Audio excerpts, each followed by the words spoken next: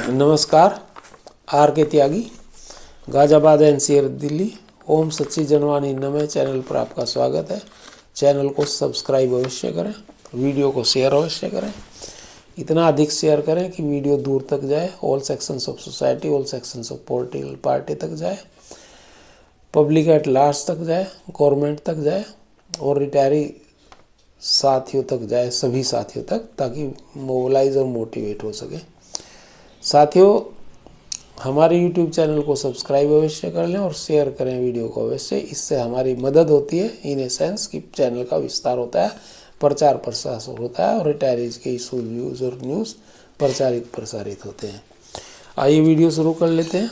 Video पूरा अवश्य देखें क्योंकि उसमें कई समाचार रहते हैं, कई चीज़ें मैं कवर करता हूँ एक वीडियो में, तो हमेशा जो है वीडियो पूरा देखा करें।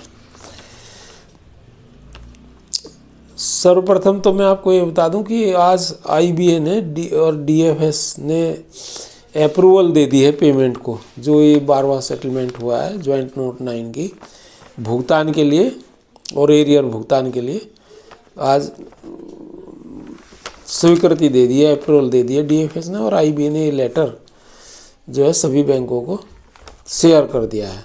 बहुत जल्दी, इतना जल्दी कभी नहीं हुआ, 4-5 दिन के अंदर। 8 और आज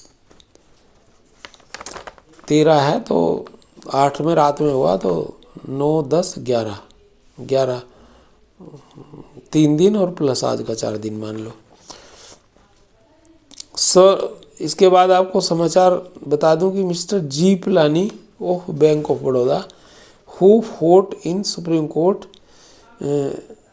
and won the case of 1616 to 1684 point anomaly DA anomaly of pre-2002 retirees। इन्होंने ये केस जीता था और पूरे भारतवर्ष के रिटायरी साथियों को ब्याज सहित एरियर का भुगतान किया गया था। बाद में इसका इम्पैक्ट देशव्यापी हुआ था और एरियर 9% के ब्याज से DA मिला था एरियर सहित, और ये बड़ी जीत थी। हजारों रिटायरी साथियों को लाखों लाखों रुपए एरियर भुगतान हुए और सभी बैंकर्स द्वारा ये किया गया, सभी बैंक्स द्वारा ये किया गया। और यूनियंस ने फटाफट इस पे भी ली रिटायरिंग, जबकि उनका कोई रोल नहीं था इसमें। और डोनेशंस बड़े इकट्ठे किए, उनकी यूनियन ने भी किया डोनेशन इकट्ठे। सारी यूनियंस ने इसमें उनको एरियर दे दो, हमें लेवी दे दो। वह प्रातः काल कल अलवर थिरुनगर चेन्नई में निधन हो गया था उनका। और यद्यपि उनके संगठनों ने उनका उस टाइम बड़ा विरोध किया था आरंभ में, और बाद में जो है उनको जो है उनके नाम पे बड़े डोनेशन लिए और चंदे और लेवी ली, परंतु आज उन्हें श्रद्धांजलि अर्पित कर रहे हैं और झंडे झुका रहे हैं सभी रिटायरी साथी। और हम भी अपने चैनल पर आपके साथ उनको अपनी भावभीनी श्रद्धांजलि अर्पित करते हैं और भगवान ईश्वर से निवेदन करते हैं कि उन्हें अपने श्री चरणों में स्थान दें और आत्मा को शांति दें और शोकाकुल शोक संतप्त परिवार को शोक सहन करने की शक्ति दें। आगे हम दूसरा टॉपिक कवर करते हैं। रिटायरी साथियों की मनोदशा एक्सक्रेशिया की तुच्छ राशि को देखकर खराब हो गई है। चिल्ला कर साथी लोग इसका विरोध कर रहे हैं, बौखला रहे हैं, कविताएं लिख रहे हैं, पुतले जला रहे हैं। साथी लोग चिल्ला रहे हैं, आहे भर रहे हैं, कष्ट महसूस कर रहे हैं। ऐसी मानसिकता, डिप्रेशन, हताशा को स्थिति में उबरना होगा। इस मानसिकता और डिप्रेशन और हताशा जो ये हुई है, इसकी स्थिति से सभी को उबरना होगा। ऐसी मानसिकता से अन्याय के खिलाफ लड़ने की प्रतिरोधक क्षमता और इच्छा शक्ति कमज़ोर हो जाएगी और फिर अन्याय के विरुद्ध लड़ाई भी कमज़ोर होगी। निराशाजनक मनोदशा उत्पन्न होगी और हार की भावना बढ़ेगी।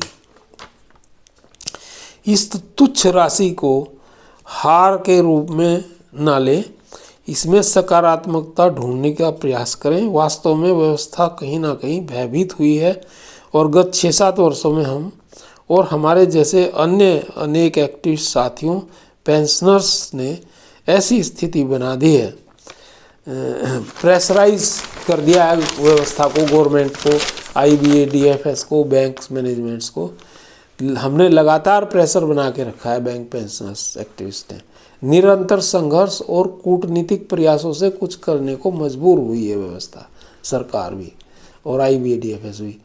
अतः एक कदम आगे ही बढ़े हैं। पेंशनर एक्टिविस्ट और छोटे समूहों के प्रयासों के परिणाम स्वरूप उन्हीं का परिणाम है कि पेंशनर्स के संबंध में सरकार की मानसिकता में एक व्यवहारिक बदलाव आया है और उक्त सिलसिला आगे बढ़ा है। आईबीए ने वित्त मंत्रालय में पेंशनर्स के विरोध में एक दीवार खड़ी की, तर्कों की दीवार खड़ी कर दी कि पेंशन संशोधन असंभव है। अपडेशन क्लोज BEPR 1995 यानी कि पेंशन विनिमय 1995 में नहीं है, और फिर भी यहाँ तक आए हैं हम लोग।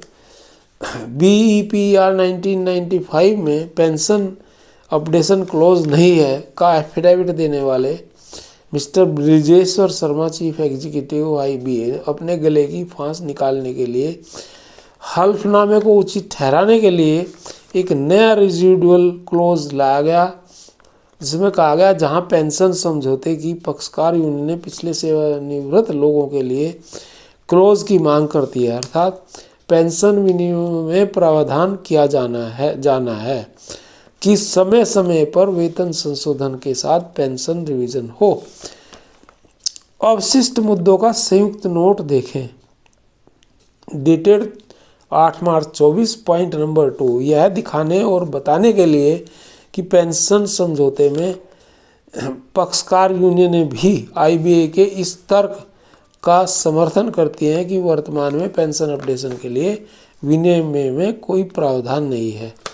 ये इन्होंने इसलिए किया कि सिंघला केस में भी कहीं हम इन्हें जो है उल्टा ना पड़ जाए, तो इन्होंने अपने लिए एक ये अच्छा वो कर लिया कि भाई यूएफबीयू लीडर्स भी सहमत है कि भाई इसमें कोई है ही नहीं पेंशन रिवीजन का अपडेशन क्लोज, जबकि पेंशन अपडेशन की क्लोज तो आरबीआई और नाबार्ड के बीईपीआर में भी नहीं है। फिर वहाँ कैसे हुआ? ज्वाइंट नोट में परस्पर स्वीकार्य समाधान तक पहुँचने के लिए 6 माह का समय लिया गया। संभव है कि आईबीए सिंघला मामले में अगली सुनवाई टालने के लिए ज्वाइंट नोट की इसी शर्त के अनुसार टालने की गुजारिश करेगी और कहेगी कि उक्त क्लोज को यूनियंस की सहमति से बीईपीआर 1995